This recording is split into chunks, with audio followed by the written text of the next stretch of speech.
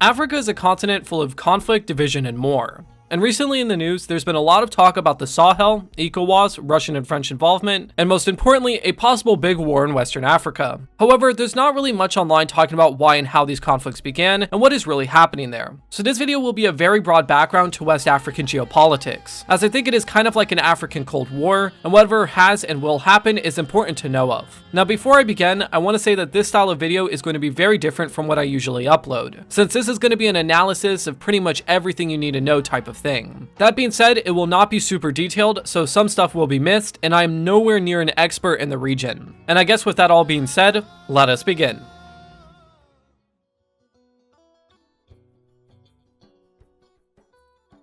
To really understand how the Sahel, a region which in this video will just mean Mali, Burkina Faso, and Niger, exploded into conflict, we need to start in October 2011. In October 2011, Muammar Gaddafi and the rest of pro-government forces in Libya were defeated by a handful of factions in NATO. This led to a change of balance in the region, as for decades, Gaddafi took in and supported thousands of rebels from nations in Mali, Niger, Chad, and more. He used them for his own personal army and to occasionally start wars across the northern half of the continent. The balance changed since now that he and his government was dead, these rebels and large stockpiles of weapons left Libya to go to their home countries and started rebellions there. Now this is not one nation's fault, as each one of these Sahel countries had their own issues for years that made them unstable. This is proven by Mali. See, Mali is a very ethnically and linguistically diverse and divided nation, though the nation is mostly unified under Sunni Islam. Anyways, the northern regions are a part of the Tuareg ethnic group, the central being Arab, and the south being various groups, but more under the not really official umbrella term of Black Africans. So in 2011, former Tuareg members of the Libyan army formed militias to rise up against Mali and Niger to make an independent Tuareg state, which was actually the third time they did this. The first was from 1990 to 1995, and the second was from 2006 to 2009. This last war saw Gaddafi step in and allow Tuareg militias to get a foothold under the guise of a complete ceasefire. That being said, in early 2012, war started again in the region, when these militias rose up and started attacking the Malian army. This conflict would begin the Mali War, which is still going on to this day. Now with that in mind, you have to bring another thing into the picture, that being Islamic extremism, which has had a foothold in the region going as far back as the early 1990s during the Algerian Civil War. Following the end of the Algerian Civil War, a few Islamic extremist groups made their way and integrated somewhat into Mali and Niger and some of the nearby countries. These militias would form together to make Al-Qaeda in the Maghreb, or the AQIM for short, in 2007. And yes, they were connected at least officially to Al-Qaeda in Afghanistan, but they were not working together militarily. So when the Mali War began in 2012, they would go full force into the region, working with the Tuareg and Arab militias and gaining thousands of new soldiers from both ethnic groups. As a result, both forces got a lot of land in the spring of 2012, declaring the entire northern half of the country separate and actually holding on to it due to the Mali army falling apart politically. But things were going to get even more complicated as extremist groups aligned to AQIM but separate also began in the northeast. The most famous being Movement for Oneness and Jihad in West Africa, or MOJWA, the JNIM, and Ansar el-Dain. These groups in AQIM had a falling out with the Tuareg separatists and started a war against them. So the conflict became the Malian army versus the Tuareg separatists versus the Islamic extremists. This also signaled a change of the war as the extremists spread across the borders of Mali and started major insurgencies in the southern half of Niger. However, in 2013, the conflict would calm down a bit as the Tuareg separatists and the Malian government were able to make a ceasefire, and the extremists had to regroup their forces.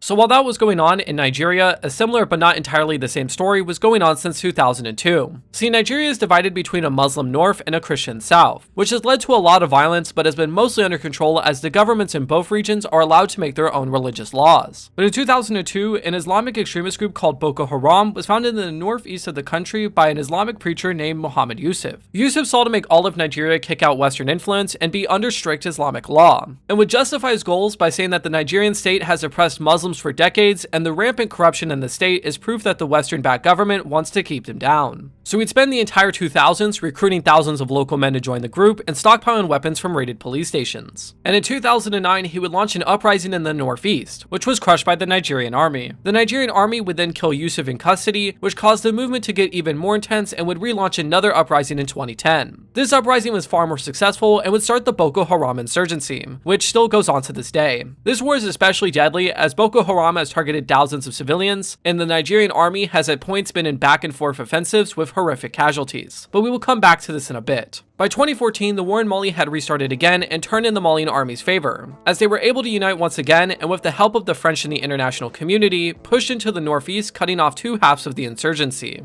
However, in 2015, due to the rise of ISIS, the Tuareg separatists fully rejoining the war, and the regrouping of the three before mentioned Islamic militias, the extremists and separatists were once again able to go on the offensive, and the Malian army was once again pushed out of the entire northern half of the country. The consequence of this was that in 2015 and 2016, the extremist groups were able to move a lot more into central Mali, eastern Burkina Faso, and western Niger, which have had their own ethnic conflicts that would be integrated into this bigger one. The main ethnic conflict taking place in the area is the conflict between the Fulani and Dogon ethnic groups, which goes back to the early 2000s over land rights between them. This conflict would continue to grow throughout the 2010s, with the Dogon forming militias in 2016 to fight the extremists, and a few of those militias attacking the Fulani in 2017. This then caused some groups of the Fulani to arm up and join the extremists and targeting the Dogon in 2019. This turned into a complete ethnic war by the end of that year, which so far has killed at least 1,000 and destroyed over 350 villages. So this really just goes to show how much depth and layers this conflict has, and why this video is just scratching the surface of the complexities of the region. Anyways, partly because of this conflict, these extremist groups have gotten a massive foothold in the meeting place between both countries, and even within farther out places such as the western borders and the Burkina Faso capital. From there, these groups have been able to snake down the border and have been able to launch raids on military bases in Togo, Benin, and the Ivory Coast, which has brought all of them into the war by 2021. So by 2021, the war in Mali had just become the war in the Sahel, as the extremists controlled the meeting place between Burkina Faso, Mali, and Niger, and were able to hold and still are able to hold this with the armies of each nation not being able to fully break them. And by 2022, the French, which were the main force fighting the extremists, pulled out of Mali due to reasons that I'll get into later. This has resulted in the Turkish and Russians getting involved, and the extremists being pushed back a bit into eastern Mali. And that is pretty much where the conflict in the Sahel is today. The extremists still control a good portion of northeastern Burkina Faso, eastern Mali, and western Niger. And in fact, even after the coups that I'll mention later, violence has spiked in the Sahel and is continuing to go up. So it looks like this conflict is still going to continue for many years to come. As for Nigeria, by 2015, the conflict had mostly turned in the army's favor, as Nigeria, with the help of Cameroon, Chad, Benin, and Niger, has cornered Boko Haram in the very northeast of the country, and has been able to make repeated offensives since. Boko Haram themselves have aligned with ISIS, Al-Qaeda, and the AQIM, and has been able to sustain itself. That being said, the war is far from over, as thousands still die yearly, and Boko Haram has been able to launch numerous ambushes and attacks in the northeast, and still continues to hold a few territories in Nigeria and Niger.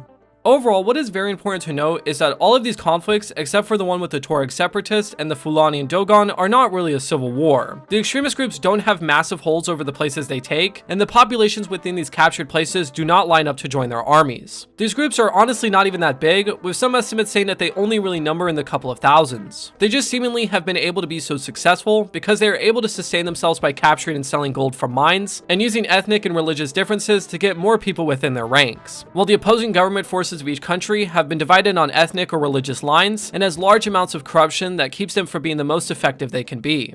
The biggest threat for these countries involved in the conflict is that these two insurgencies, the western one in the Sahel and the eastern one in northeast Nigeria, combining physically together under one force. And as we will see, this and three other things are what shapes the geopolitics of Western Africa.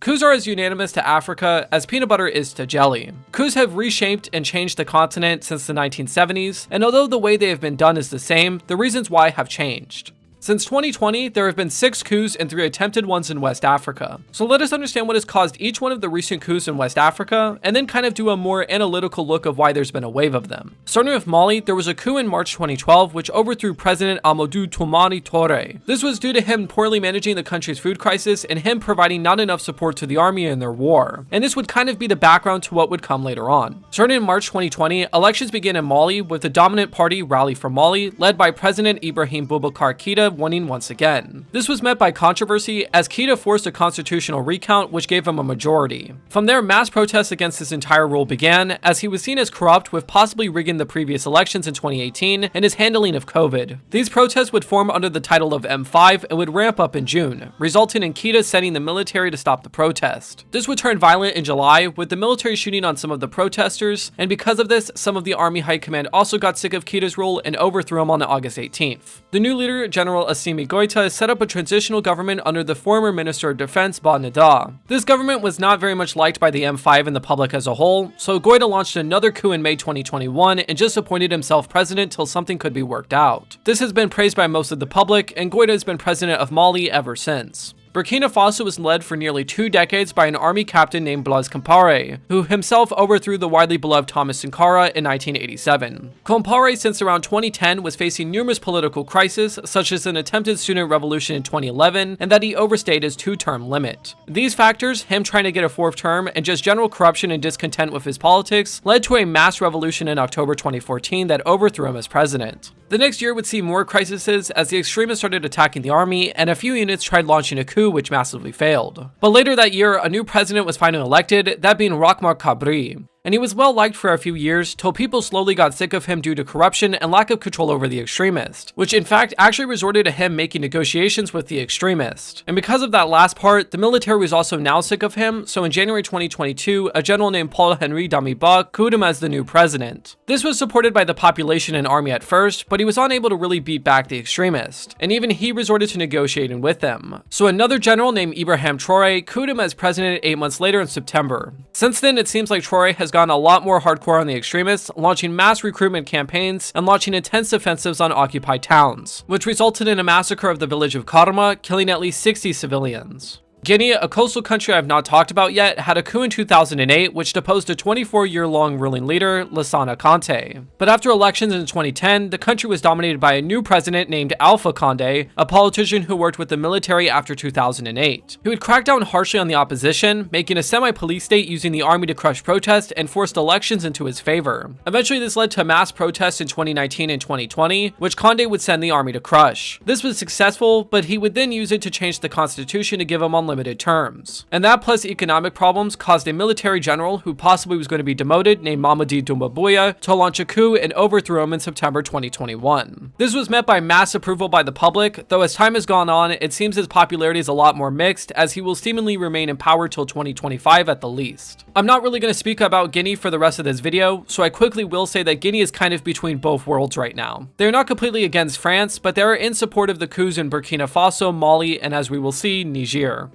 But before going on to Niger, I'm going to briefly mention the attempted ones. In April 2021, longtime president of Chad, Idriss Déby, was killed by rebels, and the military took over shortly after. This was not really a coup until the military gave power to his son instead of the parliament, which was technically unconstitutional. Then they violently crushed any protest against this. In February 2022, a coup was attempted in the small coastal country of Guinea-Bissau by, well, it's not really known. The government said it was because of drug trafficking, but in that exact same speech, they said that they were trying to kill the entire leadership of the country, so something doesn't really line up. But the last attempted and then successful coup was in Niger. Now, Niger always had a history of coups and political instability from the very start, but the most recent part of it started in 2010 when 11-year-long running president Mamadou Tanja was overthrown by the military for trying to extend his term past its limit. Following this, the country would be led by the military for a year, becoming relatively stable politically under President Mamadou Issoufou. But as the Tuareg, then extremist insurgency started in Niger in 2012 and 2013, the situation slowly devolved over time. By early 2021, parts of the military felt that they were not getting enough support to fight the insurgency, so some units attempted a coup in March, which failed pretty quickly.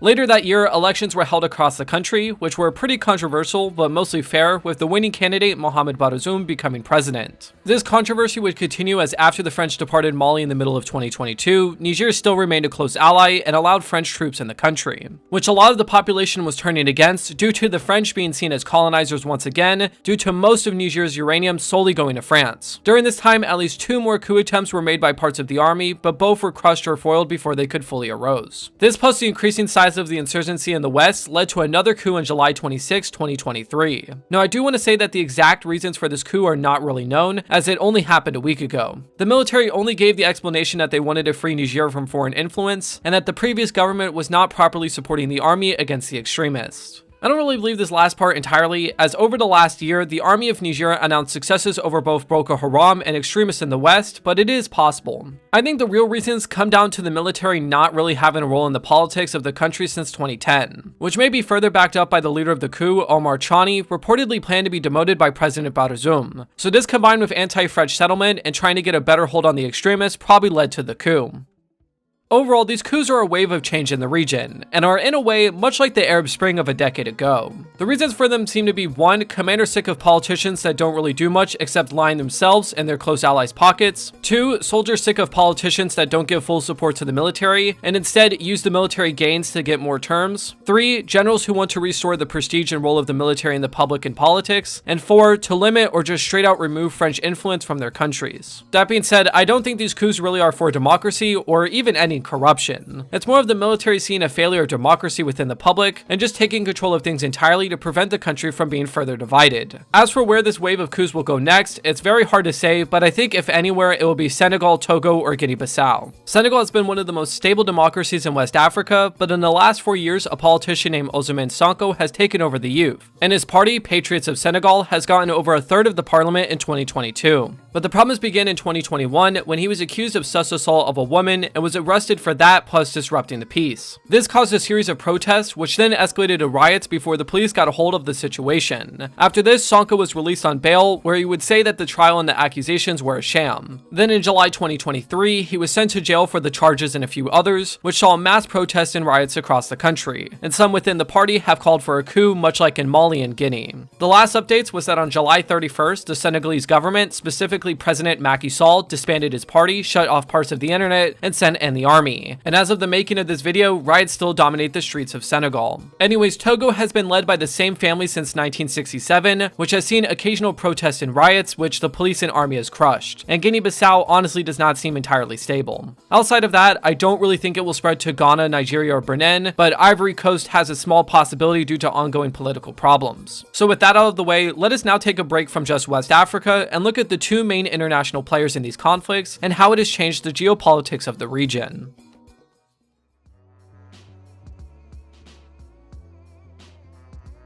There are three main international players in West Africa. Those are the French, Russians, and the Chinese. The Chinese are only involved economically, so we will not include them in this video. So to begin, the French nearly colonized all of West Africa from the 1880s to 1960. And unlike every other European colonial power, they actually stayed in their colonies post-independence. Now the way that they do this is that nearly every time there is a war, coup, or civil war in a former French colony, the French will usually intervene in a couple of different ways. The first is sending weapons and equipment, and this happened in Rwanda, Djibouti, and Chad. The second way is by sending peacekeepers to act between both sides, and this happened in the Republic of the Congo, Ivory Coast, and the Central African Republic. And the third way is directly intervening on one side, and this has happened in Gabon and, well, the Sahel. In January 2013, the French made the choice to intervene in Mali under the codename Operation Sahel. This saw the French, with the permission of the Malian government, invade central Mali to kick out the extremists using troops on the ground and the French Air Force. This operation was actually very successful, with the extremists being beaten back north and a handful of commanders being killed in bombings. But this didn't end the insurgency, so another operation was launched called Operation Barkhane in August 2014. This operation expanded the reach of the French military to include all of Niger, Burkina Faso, northern Nigeria, and even Mauritania. Barkhane, however, has not really been that successful. The French did kill a few commanders and were able to help keep the center of the country from being fully taken over. However, it pretty much was a failure overall, as the insurgency just kept expanding and the forces present were too little to make a meaningful presence. But there was another reason, and this one is key to understanding the state of geopolitics in West Africa.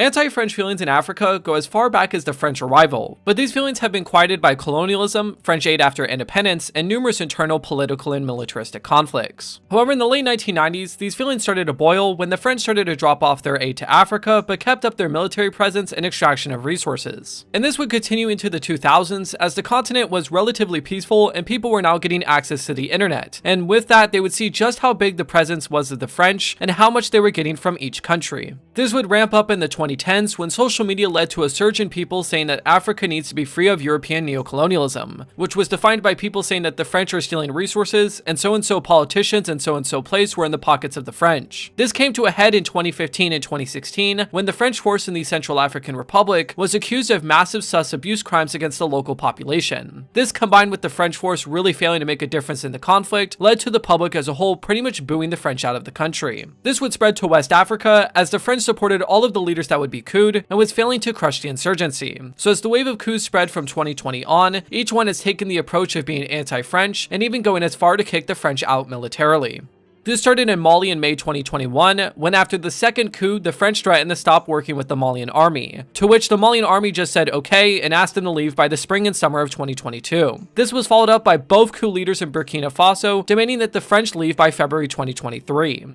So as of now, the only places housing French troops are Niger, which probably won't last long as the coup leaders have taken French exports, and Chad, Gabon, the Ivory Coast, Senegal, and Djibouti, which are mostly pro-France, though the middle ones have or have had moments of anti-French feelings. That being said, the reason why France has been and still is obsessed with their former colonies is, in my opinion, not as simple as just taking resources. That's definitely a part of it, as the French have extracted large amounts of oil, uranium, and material from nearly every former sub-Saharan colony, but there's a lot more to it, such as the French wanting to have more of a global reach with military bases around the region, wanting to have a sustainable source of currency, and wanting to have a reliable base of leaders that will work with France on whatever. There's also something to be said that France isn't fighting another fully legit nation. Instead, at least in the Sahel, they have been fighting active insurgencies, which if these extremists fully won in the countries they're fighting in, they'd be extremely anti-Western and look to spread their struggle across the continent, which would disrupt trade and cause even more conflict. So although the French have profited from the war and used it to get more resources, at least in the case of the Sahel, it seems that the French are more doing this out of precaution than trying to fully profit or keep their chosen leader in power. But no matter what and which way they do it, it has led and will continue to lead to more anti-French feelings and the French themselves being more and more isolated. And since one power is retreating, another power is taking its place, and that one is Russia. Russia's influence in Africa technically starts in Soviet times, but this and most of the nations they backed fell when the Soviet Union itself collapsed in 1991. So after the end of the USSR, Russia mainly just took the Lord of War approach, selling weapons to every nation and every side from 1991 to the mid-2010s. But in 2014, Russia and the West had a split over Ukraine, which caused Russia to be sanctioned and therefore went full in on trying to spread their influence abroad once again. This would start in Syria and Iran, which both were aligned with Russia already, but would be intensely more as Russia sent troops to Syria and bought Iranian oil against the USA. After the worst of the Syrian civil war ended in 2017, they now looked to spread influence into Africa, which luckily for them, they had an opening in the Central African Republic. So in late 2017, they went under the table to the leadership of the country, and as the leaders needed any help they could get, Russia sent mercenaries from the Wagner Group to the Republic in early 2018. This led to the country completely shift from French influence to Russian influence, as the Wagner Group was essential to the government forces' effort. And soon after this, Wagner went across the entire African continent, fighting for or helping at least 24 African nations. But from late 2018 to early 2019, Wagner arrived in Mali, and although it was in very small numbers, was noted for their ferocity and effectiveness against the extremists, which accidentally led them to go too far and commit a few massacres against civilians. But either way, as the French threatened to leave Mali in June 2021, the Wagner Group stepped up and took their place, presumably fully replacing the French by March 2022, and since then, Mali has become the second African country to fully go within Russian military influence. That being said, since March 2022, the situation has been mixed on what Russia is exactly doing in Africa. They have hosted summits and deals with dozens of leaders that promise to expand and continue Russia's grain exports, which a few African nations rely upon, and there have been deals giving a few jets, drones, and mercenaries to various nations. But really nothing grand has been done yet. It just seems like Russia is attempting to diversify its income in Africa, while continuing to make states like Mali and the Central African Republic rely upon Russian military help. So to conclude this chapter, France was the dominant power in Africa military and economically from independence to the 2000s. And this was done to get resources, reliable income, and to have a stable power base in the region. But over time, Africans have become sick of what seems to be French dominance, so are moving on, which France has responded by taking themselves out of the region. The result is that Russia, now looking to get influence wherever they can, is attempting to take their place by slowly making nations rely upon their military and trade. And these nations, and probably more, seemingly are all for it, as they think Russia will save them from the neo-colonialist policies of the French. If this will work, we will have to see, but let us get into the last and second most important piece of the puzzle, Nigeria's ambitions.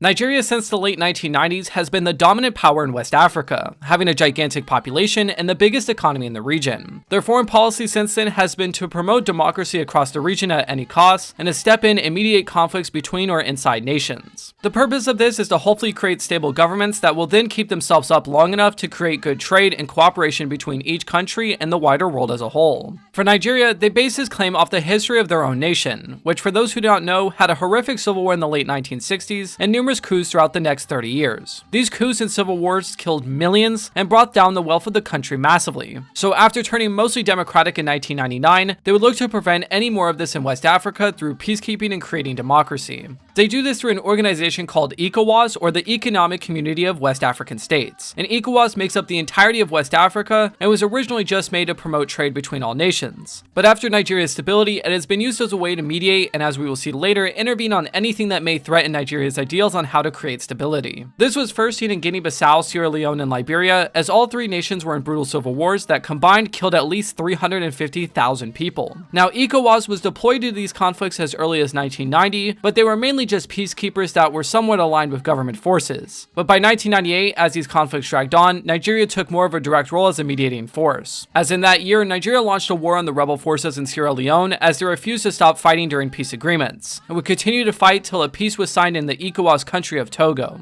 From 2002 to 2003, they allowed the president of Liberia to stay inside Nigeria, and would send troops to establish a free zone, while they also helped to host peace conferences that would establish a democracy there. The next time would be in the Ivory Coast during their civil wars, and in the first one, Nigeria attempted to make a peace and a new constitution which failed, so they deployed troops to make free zones for the rest of the conflict. And during the second one in 2011, they tried to get the president of the country to go to Nigeria to mediate a peace, but this failed and rebel forces captured the capital. In 2012, when the coups happened in Mali and Guinea-Bissau, Nigeria and ECOWAS sent troops to Guinea-Bissau and mediated an agreement which has made a stable but kind of shaky democracy ever since. And well, for Mali, they just kind of stayed out of it, probably not to cause more conflict, but cut off diplomatic contact for a few months.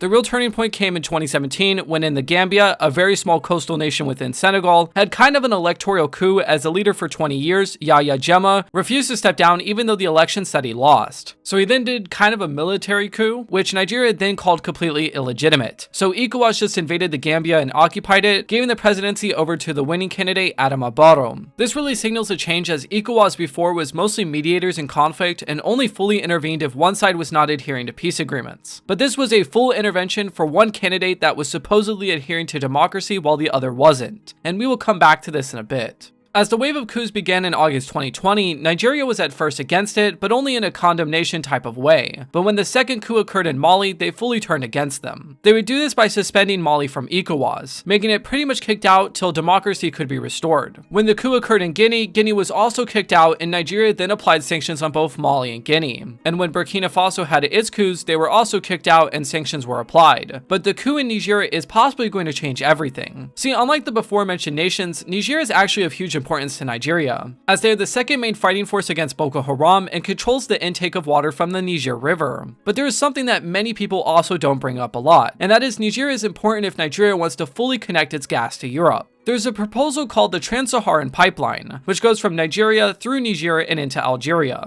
and this has made some headway with a few agreements being made in the 2000s and 2022. However, there are a few problems with this plan, such as it's vulnerable to rebel groups and would probably cost a lot of money. But the biggest one seems to be if Niger has internal problems, it cannot be built. So you can kind of see where I'm going with this, but I do want to specify that this is completely hypothetical, not really factual. Either way, Nigeria's response to the Niger coup was much different to the coups before, as they have threatened a complete intervention to undo the coup, which as of the making this video does seem very possible, as Nigeria has cut off power to the country, European nations have evacuated civilians, and the presidents of the Ivory Coast, Ghana, Senegal, and Benin have all made statements saying that they are willing to contribute their armies. And in response to all of that, the leaders of Burkina Faso and Mali have announced that if Niger is attacked, they will see it as a declaration of war. But whatever happens, it's clear Nigeria's position in West Africa. They are highly against coups, seeing them as destabilizing and allowing for extremists to continue to have a hold in the region.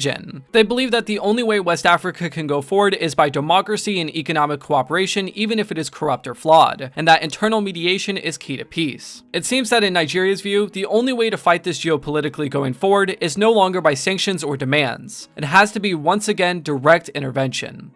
So, with that being said, let us get into the conclusion.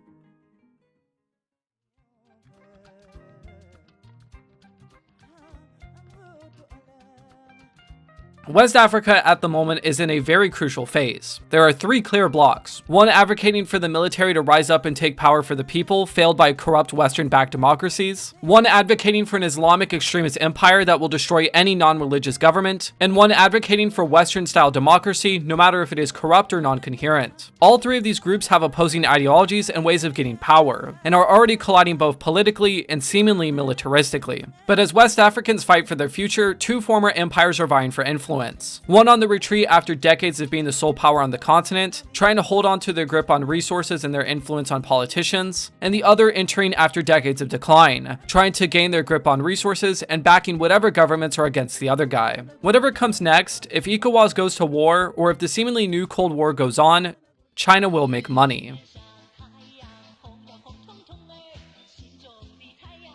And with that, thank you so much for watching. If you're new to the channel and want more videos like this, please like and subscribe. And if you already are, please like and share. Have a good day, and goodbye.